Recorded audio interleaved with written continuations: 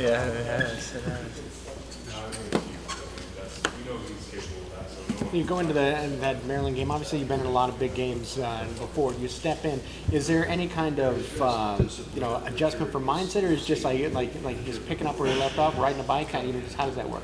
Yeah, I mean, I think it took a drive to kind of get settled in, physically at least. Mentally, I was locked in. I knew the game plan, pretty well, as I do every week. But physically, it took me a while. I missed that first throw there, but after that, I felt good.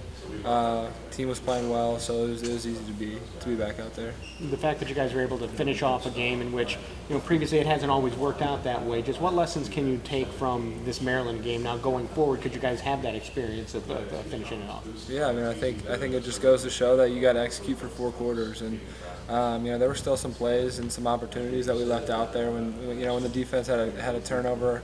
When we only had 15 yards to the end zone and we didn't punch it in. I think that's still one thing that we got to learn from. While we got the win, there's still definitely some takeaways about finishing and executing for 4 quarters. Does that make sure that some of the younger guys, they don't get too puffed up about winning the game on the road, but they know that they can come back, and there's plenty that older guys and the coaching staff can say, we could really improve in a lot of different areas. Yeah, I think that's why Mondays are important, because we just came in and we just learned from the film, and we realized that, even though we got the win, there were so many good learning points and so many different takeaways that are going to be important down the Big Ten stretch. So getting a win on the road is big, like you said, but always learning from it is really important.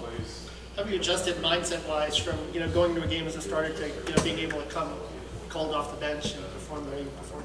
Yeah, I think it's just I think that all starts during the week and just planning all week like you're going to go out and play and knowing the game plan and knowing what the defense is going to give you in certain looks. And I wouldn't say it was anything that had to do with Saturday. It was everything that I did throughout the week that prepared me for that. And that's just a testament to everyone around me. You've had a great mental outlook all year long, and you've lived life on both sides, starter, coming off the bench. When you do come off the bench, knowing that your team's obviously in need, is there a different mental approach for you?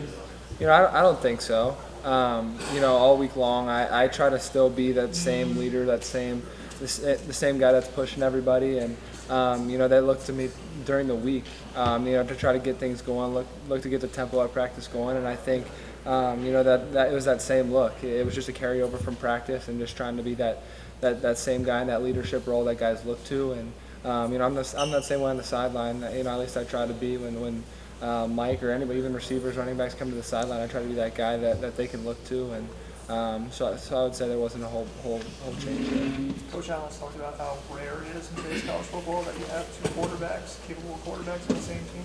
I mean, why are you the person who decided, I'm going to be a backup and I'm not going to, what goes into that decision?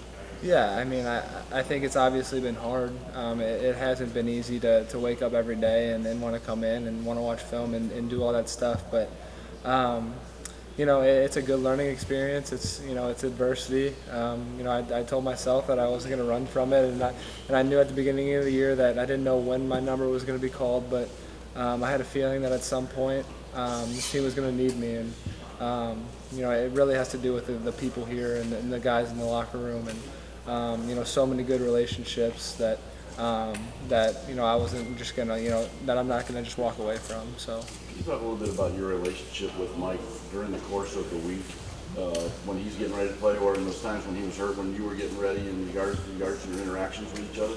Yeah, I mean, I think at practice and in the film room and everything, I think we're very helpful towards each other. We, especially on Saturday and game day, I think, when you're out there and everything's live and going fast, I think it's hard to see everything. And when he comes to the sidelines, doing the best that I can to relay any information, any different looks that I'm seeing, and I think that's been consistent all year through practice and on Saturdays.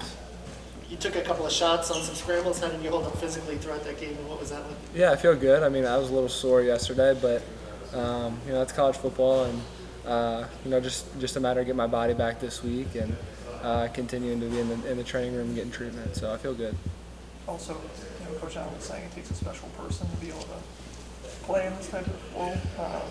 Who do you think instilled in you kind of that desire to stay and to not face challenges rather than run away from them? Was anybody in your past? Or I mean, I think just definitely my parents and just my upbringing and, you know, just everything that they've taught me through the years that, you know, life is going to be hard, that adversity is going to hit, but, you know, it's not about football at that point. It's about just the kind of person that you are and the kind of teammate that you are.